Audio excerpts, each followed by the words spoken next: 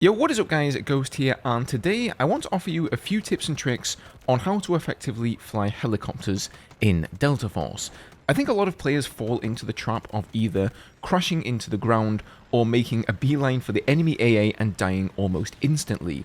They're not easy to fly and they're even harder to spawn in, and so a lot of people simply give up. So I've been flying helicopters in Battlefield games ever since Battlefield 3, and a lot of the controls and what I apply there carries over to this game as well. So I'm going to do my best to share all that with you. Before we get started, feel free to subscribe if you do enjoy the content. We are almost at 55,000 subscribers, so that'd be awesome. Plus you won't miss out on any more Delta Force videos like this tutorial. So we're going to begin with the basics here, keybindings, settings and sensitivities, and then I'll show you guys how you can actually control the helicopter to make it respond properly to your inputs, and then we'll get into some of the intricacies of surviving on the battlefield, loadouts, and taking out targets. Okay, so let's hop into the menus here and go over all of the settings and key bindings. So coming first into keyboard and mouse and going to mouse sensitivity, you're going to want to scroll down here to invert aircraft vertical input. Now this is personal preference. For me, it always makes sense to have it realistic because regular aircraft, you pull back on the stick, the nose goes up, you push forward on the stick, the nose goes down, which is inverted, so that's how it's going to work on your mouse. I've always flown aircraft in Battlefield games this way, so I have it inverted, but if you've never flown any sort of helicopter or jet before in Battlefield, you may want to turn this off, and I do believe it's on as default, so if it's giving you any problems, with flying, that's probably the one that you want to disable. Scrolling all the way down to aircraft sensitivity, this is where you can mess about with your third person and first person sensitivity, so you can, if you like, put third person sense up higher so that you can control the helicopter in third person to get away from lock-ons and things of that nature, and then turn this down if you want to have a little lower sensitivity for aiming. Personally, it's 1600 DPI. I find that 5 and 5 is what I've gotten used to. I've tried turning this down, it just feels a little bit too sluggish. I've also tried turning this up and it feels way too sensitive to me, so I just run it on the default, but by all means, whatever sensitivity works best for you is the one that you should use, not what I'm necessarily using here. Moving down onto the vehicle section here, there are a couple of things that I change in the helicopter. So first of all, enter and exit vehicle. I change this from F on the keyboard to B, and the reason for that is maybe a personal preference because F is actually the key in Battlefield for switch weapon. So if you're a Battlefield player and you're used to spamming F to switch between your first or your primary and your secondary weapon, you might want to change this to B to save yourself some embarrassing failures when you leap out of the helicopter mid-air. Then coming down here to quick flip, this doesn't really explain very well what it is, but this is your rear view camera. I changed this to the middle mouse button. The middle mouse button by default is your ping system. Pinging in the helicopter can be useful because it will not just spot vehicles for your team, but it also shows you how much HP they have left. So this will still stay as ping as well, but I just find it a lot more useful for looking behind the helicopter, seeing incoming lock-ons, and if there's an enemy helicopter coming up on your 6. Now, as for the flight controls, I always fly default, but some people like to do what you call rifle aim, which is where you swap around the roll and you put roll on A on D, and then you put your left and right on the mouse. And you also want to make sure that in that case you don't have your view inverted, and that will sort of make it much more like aiming a rifle, hence the name rifle aim. I've just never been able to fly like that. Maybe it's because I haven't given it the necessary time.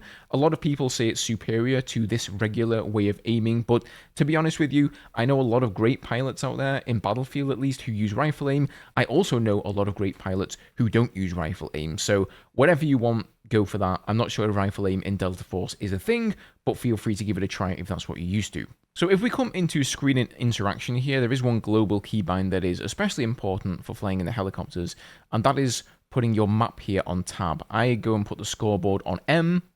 Originally the map is on M, so I just switch these two here, and that's because being able to tab and see the map, seeing which vehicles are alive, seeing if there's an AA spotted, seeing if there is an enemy helicopter up and maybe could come and kill you, is absolutely invaluable when you're flying in vehicles, and tab is just a much better key binding than M.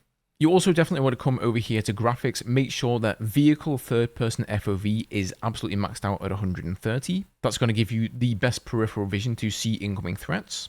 So with that said, we're going to go down here, hop into field training, and queue up against the AI to get a bit of practice in. And I'm going to show you guys how I like to maneuver in the helicopter. So this is the best place to practice, guys. You want to come into the drill menu option here and basically just queue in against the AI.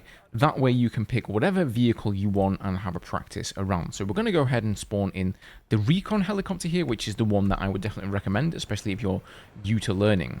So the way the helicopter is controlled essentially is by holding W to give yourself thrust upwards, and S is going to give you less thrust essentially. So it's going to decrease your altitude, W is going to increase your altitude, and then if you want to go in any direction, you need to tilt the rotor to that direction.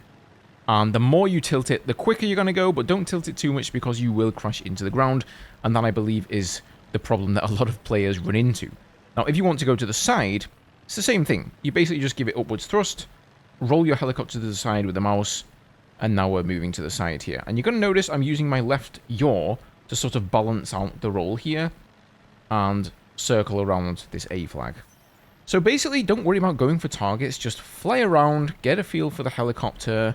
One thing you're going to notice is that I'm always giving it inputs, like I'm very seldom not pressing something new, you know, and that's really what flying the heli is all about.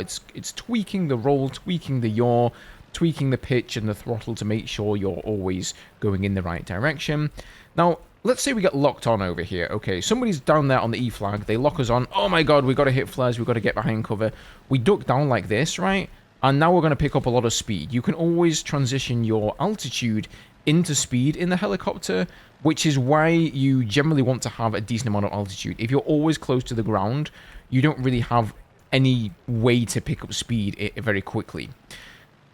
And that's really how you want to be getting away from the lock-ons in the game. You want to be hugging the ground so people can't get a secondary lock on you, and you always want to have some terrain or somewhere you can get away from the enemy fire in mind. So whether it's an AA tank, whether it's a lock-on, whatever it is, like if we get locked from over this side of the map, oh my god, okay, let's just pop our flares, and we're going to go duck down here behind this building.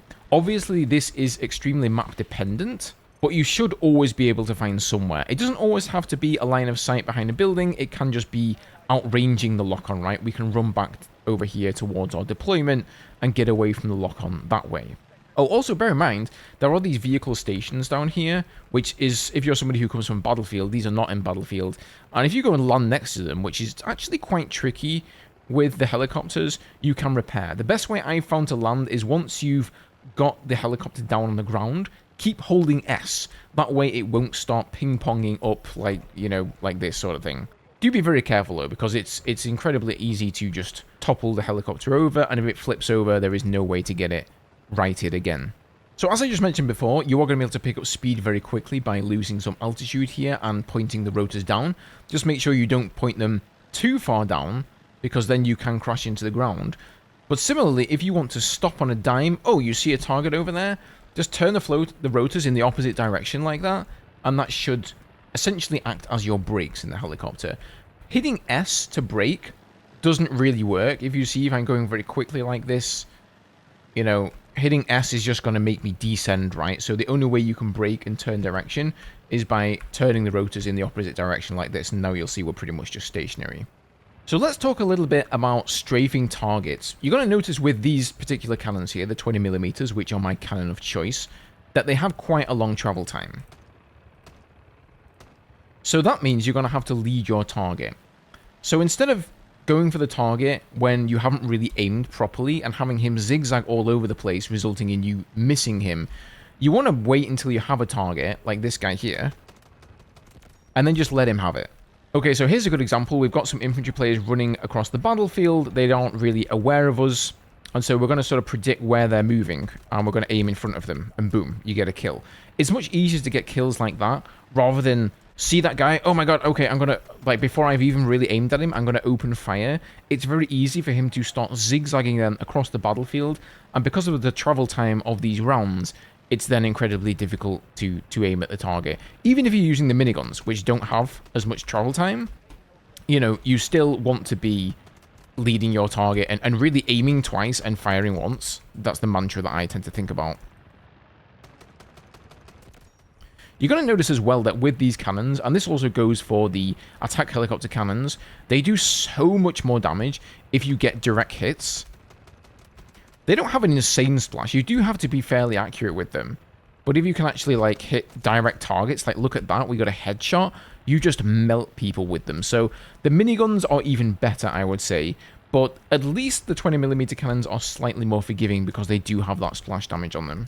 But overall, you don't really want to be getting too close to the ground. I would say it's actually easier to strafe targets the more range you have. And you might say, well, Ghost, this is an insane range. But believe me, Delta Force, weapons just have crazy ranges. Like, look at that. I don't know what range this is. It's probably like 300 meters or something. If we ping, okay, it's around 200 meters. Like this guy up there, there's a bit of drop on these. But look at that. There's a guy here. Let's try and lead him. Boom. Dead. So, really, you don't want to be getting too close to the target. You want to be really utilizing that range. But, you know, bear in mind the AA does have the same sort of range.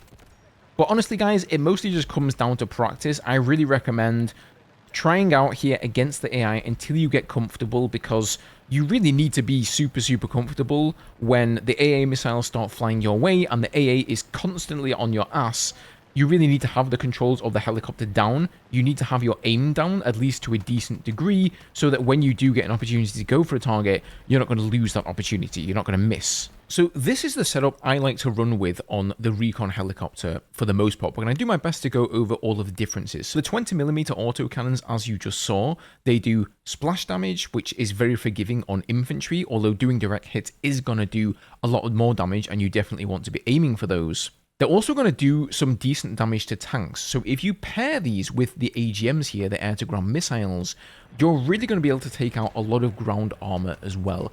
Now, the AGM missiles, these are also my secondary weapon choice. They will do insane damage to tanks. I think they do around 40 damage, 40% damage to a tank, and you get 2 of them, and they have a very quick recharge as well. So pairing 2 of these for about 80% damage with the 20mm cannons that can also chip away and do some damage means that you can solo any ground vehicle in the game.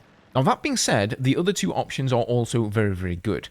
The 7.62mm twin machine guns, they will do a lot of damage against infantry, but you have to be incredibly precise. And I find that the vehicles in this game, the helicopters in particular, feel a little bit twitchy and just harder to control. I think that leaves a lot to be desired. So unless you have cracked aim, you probably want to be going for the 20mm autocannons. And one other huge benefit of using these is that you're going to be able to win heli versus heli fights a lot easier, but we're going to talk about that a little bit later on in the video. And then the anti-personnel rockets here, absolutely fantastic, even better than the 20mm cannons for killing infantry, but you're going to have to give up the AGM slot. So I would argue that if you've already got the 20mm cannons and you can kill infantry with them, even though it is a little bit harder, then you're kind of missing a trick by not taking the AGMs. It's a little bit overkill to have both of these. However, if you are going to go for the twin machine guns, you might want to go for the anti-personnel rockets, and that is indeed going to be the loadout that you begin with, right? So most of the score you're going to be getting in this helicopter to unlock the 20 mils and the AGM is going to be through using these rockets on infantry on the ground. Now, when it comes to the attack helicopter, you'll notice I haven't been using this helicopter quite as much because I don't have everything unlocked for it yet, but I did unlock all of this stuff in the previous beta test, so I know just how all of these weapons work, and the one you're going to want to go for is the anti-vehicle rocket missiles. Then you're going to want to get the air-to-air missiles. So these are going to act against tanks, these are going to take out tanks, these are going to take out enemy helicopters. And then in the weapon station here, the 30mm cannon is actually what you're going to be relying on for killing infantry. Most of the time, you won't have a gunner, because the only people who can spawn on the heli are unfortunately your squad mates, and it just seems that most of my squad mates don't have any interest in gunning for me in the attack helicopter, so that means I'm having to seat switch. Again, that will be covered in the video as well. But you'll see here you need level 7 to get the anti-vehicle rockets, and then level 5 to get the air-to-air missile. So for the time being, you're going to get the anti-personnel rockets, which will do great damage against infantry, and then you're going to get the air-to-ground missile, which again is just like the one on the Recon helicopter, and is going to be great against tanks. The smart rocket missiles, I would just forget about them. They automatically target onto vehicles on the ground, but they don't even do as much damage as the anti-vehicle rockets. So they're really like basically lock-on missiles, but they just don't really do a lot of damage. I would just not bother with these. They do terrible damage against infantry. They have a really, really long travel time. They're just pretty trash. Okay, so you have the correct settings, you've had a good practice against the AI, and you've got the correct loadout, but staying alive in this game is a massive challenge, so let's go over some of that stuff, because that's really what it's all about.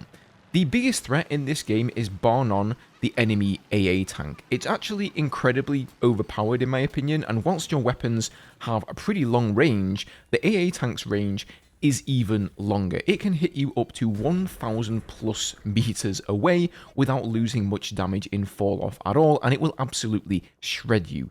In my opinion, something that the devs really need to tweak, but that's a whole other topic for another video.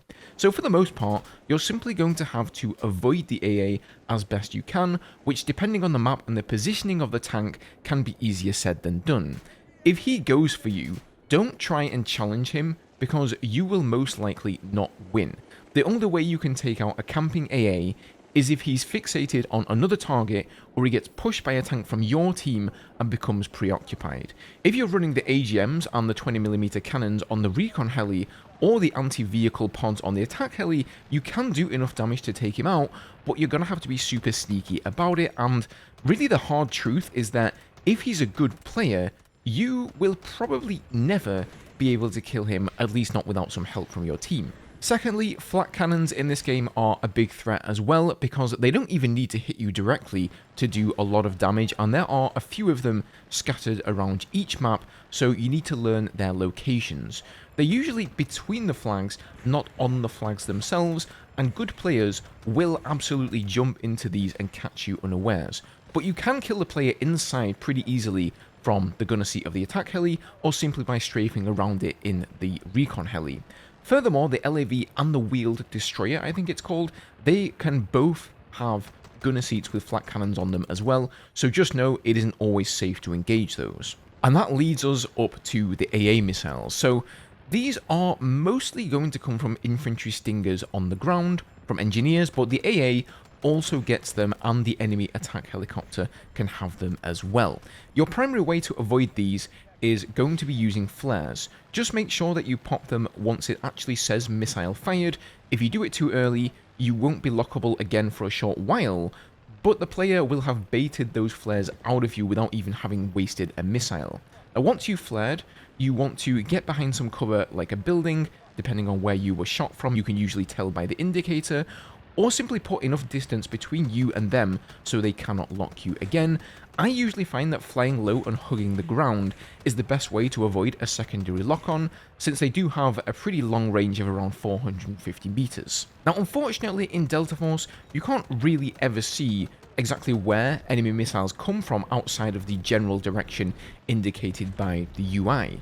In Battlefield, you will actually see a very obvious smoke trail leading you back to the exact location of where it was fired from, but not so in this game. So finding exactly who fired the missile and dealing with the threat becomes a lot harder. In general though, you are going to have a lot of downtime due to being locked and popping your flares. The flares also take 20 seconds to replenish, which is quite lengthy, and as tempting as it can be, I would not recommend going back into the fray with your flares still on cooldown, even if you have max HP and your repair available, because you never know when you will get double locked and one-shotted out of the sky. I think an AA missile does around 65 damage, it takes you down to like 35% health, so if you get locked by two at the same time and you don't have flares, you're essentially screwed. So those are the basics of staying alive and what you need to watch out for. But what about actually strafing targets? Well, in this game, whether it's the 20mm cannons, missiles, or the gunner seat of the attack heli, everything has an insane range on it. So you want to use this to your advantage. The vehicle aiming in this game feels a lot more twitchy to me, and the vehicle handling in general honestly leaves a lot to be desired, and it's just easier to land a shot from a longer distance, even though you have to lead your target more. But the old mantra of aim twice and fire once holds true here. Look at where your target is running, start leading them, and try to land as many direct hits as possible, because especially with the 20mm cannons here, direct hits will do so much more damage than the splash damage will, and the same is true for the gunner seat on the attack helicopter as well. Speaking of which, most of the time you're in the attack helicopter, and you will be there quite a lot because it takes so long to unlock everything, you won't even have a gunner, which means you're going to have to seat switch to take out infantry.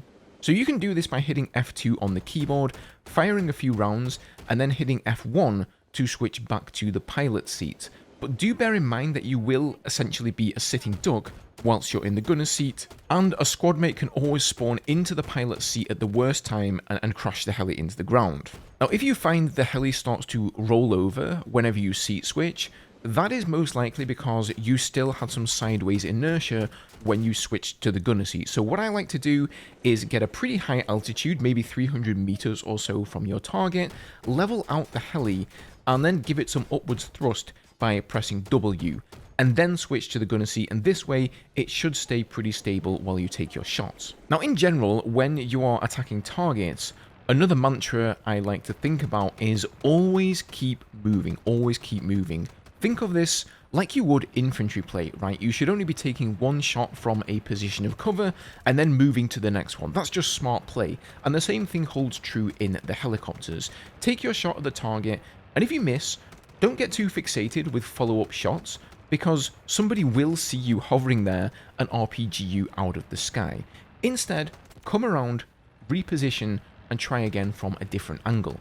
And if you feel like things are getting too hot in there, like a little bit sketchy, there are just too many lock-ons, or there's an AA pressuring you, maybe relocate entirely to the other side of the battlefield. Chances are a lot of the infantry you just killed have now respawned back in as engineers with RPGs and stingers on the same flag. So if you stay around for too long, they will probably get you eventually.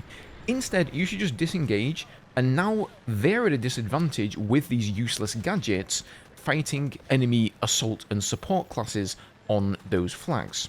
Now, as I mentioned in the loadout section of the video, the AGMs are incredibly powerful. They will do around 40% damage to a vehicle, and you get 2 of them.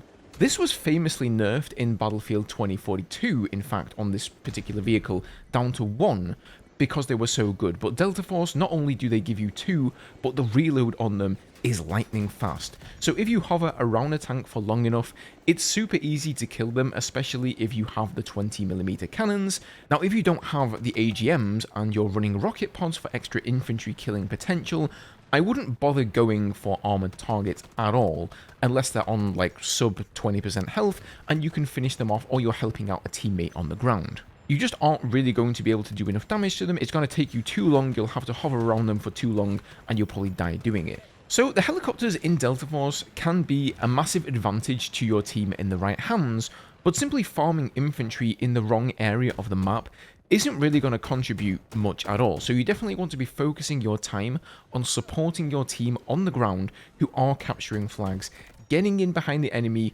and really disrupting them. You know, that's really where the helis shine in this game.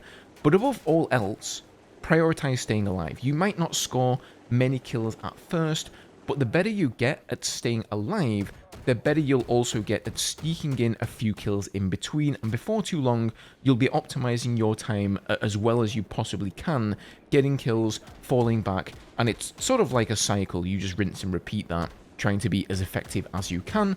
It's also going to depend a lot on what kind of lobby you get in. Sometimes the enemy team are just all over the anti-air and you really can't do a thing. Sometimes they just entirely forget about the anti-air. There's barely anybody using stingers, they've got a terrible driver in the AA tank, and you can just rain havoc on the enemy team. So I hope this helped you guys out. Let me know if you have any questions below, I'd be happy to answer them. Leave a like if you like the video, subscribe for more Delta Force, and I'll see you all in the next one.